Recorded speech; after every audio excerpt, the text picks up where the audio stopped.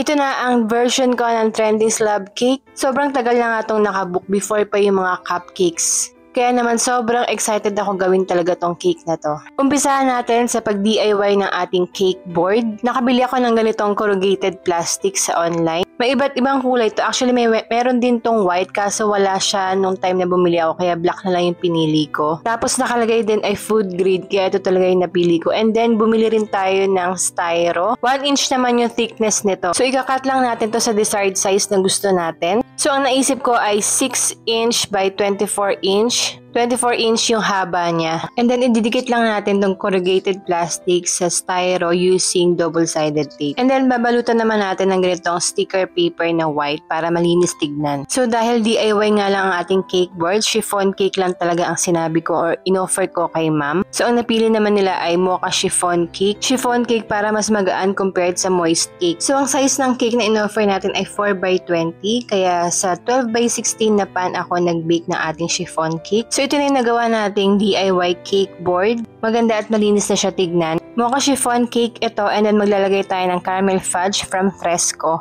as a filling natin and then maglalagay rin tayo ng ACC whipping cream na nilagyan ko ng mocha flavor it from Achievers. So bali 3 layer itong ginawa natin and since ibibiyahin nga to from QC to Manila, nalagay tayo ng mga Zagustro and barbecue sticks na din.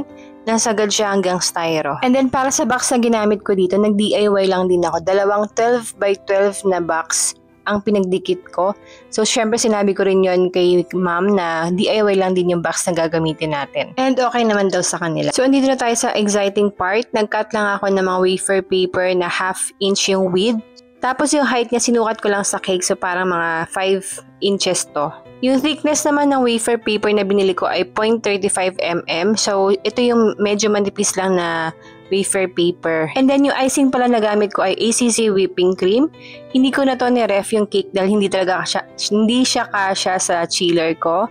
And umaga ko to ginawa, 11 AM pick up nito. So, ang pinaka naka-chill lang dito ay yung cake mismo pero nung na-assemble ko na siya, never ko na siyang nilagay sa chiller. So, para sa magtatanong kung pwede ba yung wafer paper sa icing, yes, pwede po. Basta gumamit lang kayo ng stable na icing. Dito sa experience ko, hindi naman nag-moist or nangulubot yung wafer paper hanggang sa na-deliver. And okay pa rin naman siya dumating sa customer. Yung mga flowers pala ay artificial flowers and then nag-add na lang din ako ng finishing touches natin ng mga white dragis na iba't ibang sizes. And syempre yung ating mga pakandila. So ito na ang ating cake and nakapag-feedback nga si ma'am na very happy daw sila sa cake. Ayun, thank you so much Ma'am Kichi!